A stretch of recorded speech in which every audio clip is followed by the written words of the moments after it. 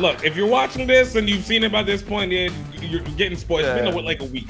Look, coming in and the sexual tension that we had seen from the very beginning with his niece gets amped up, but not followed through, which is impressive.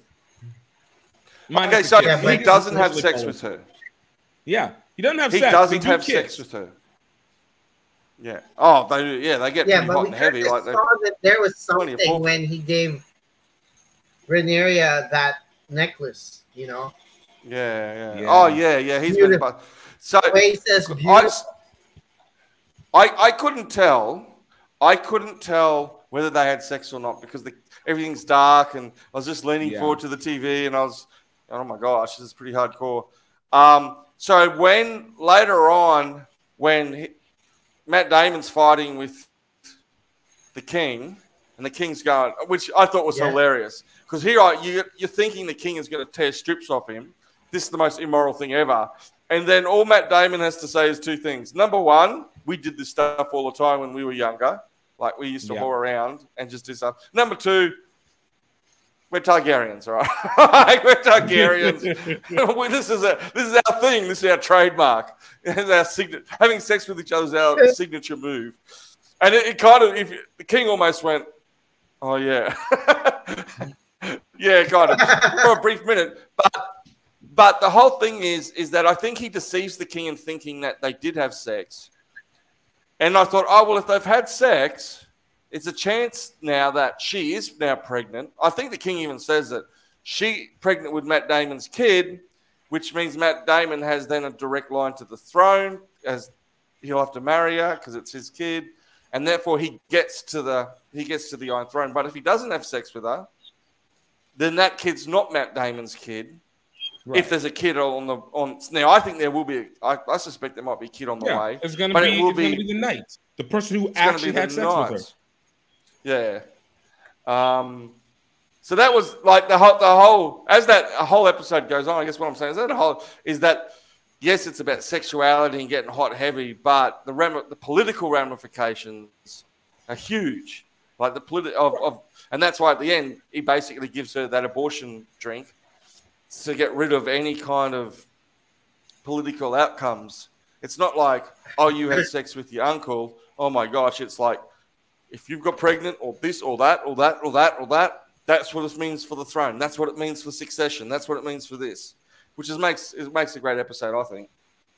Yeah, but I mean, again, I think if it had been left up in the air, if they had been, then it would have made sense. But I think knowing that they didn't have sex inside the brothel, they only had the makeout and tease. Yeah. And then knowing that the knight from what was the place that Pascal what's that kingdom called? Kingsguard. Oh, Thaysguard. I thought it was from the one where the grandmother was in Game of Thrones. Another one. Where they use the spears. Yeah. Anyways, he's from there, I think. So that Dornish. Dornish, yeah. Dornish, yeah. Dorn. But yeah, so it creates an element that predicates into that. But I think the more that we know that there might be a baby, but the baby is not going to be Matt. Not going to be Damon. Baby. Matt Damon's. Come on, just say it. I refuse.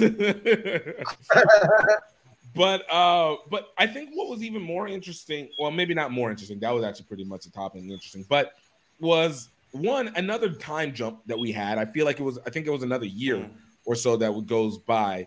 So yeah.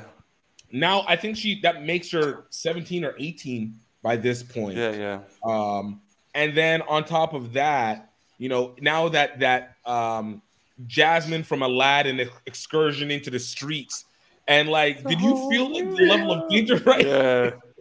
Yeah, that's a great analogy. I've heard that analogy too. This whole new world of slime and degradation. That's beautiful. Random people having sex, fire burning everywhere, puppets playing out the story of which I guess these people just do this every day, every weekend, just play out the same story so that whenever she gets there, she can watch her story being told 3 years later. I know.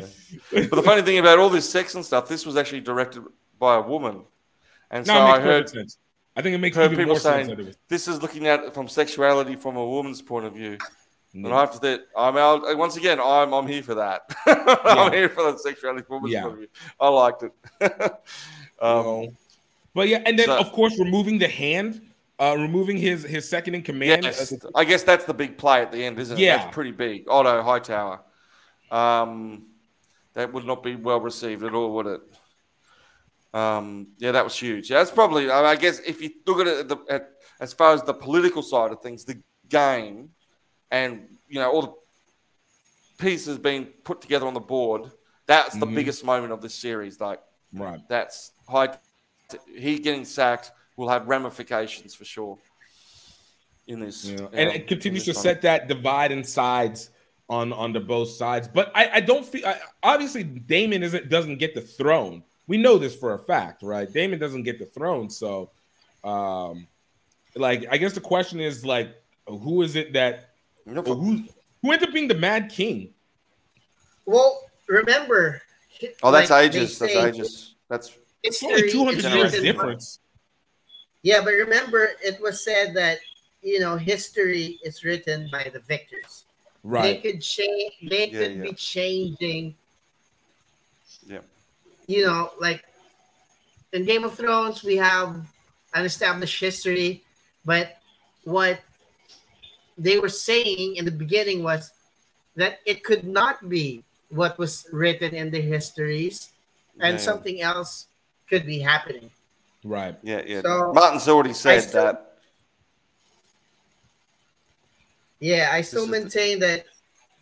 I think uncle and niece will actually, team up and fight off all other usurpers, like Otto Hightower's grandson and the sea snake. There's plenty of ways this could break. That's for sure.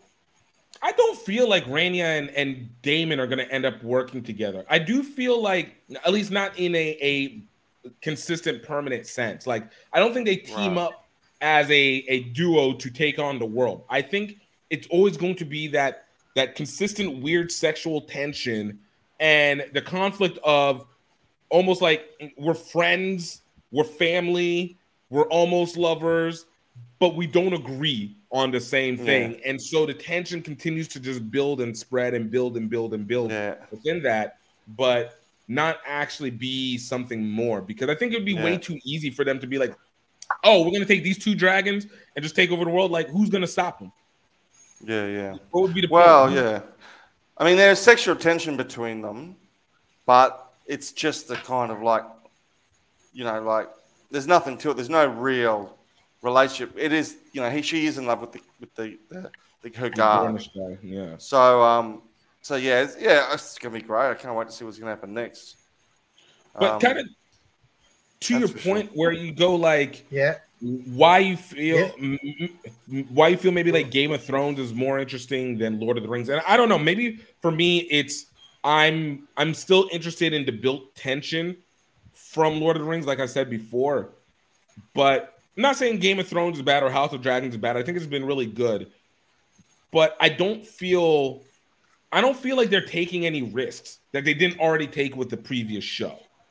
I think maybe it's more interesting because of the fact it's darker. It of course presses back to our taboo concepts and hits those right points. But ultimately, I still don't see exactly what you changed up outside of the characters. I still feel like you still have the incest plot. You still have the low king. You still have the rich guy. You still have almost it's again plot by numbers on a lot of these things. They're just interesting plot by numbers, but I don't feel like the storytelling is giving me something that I was like, all right.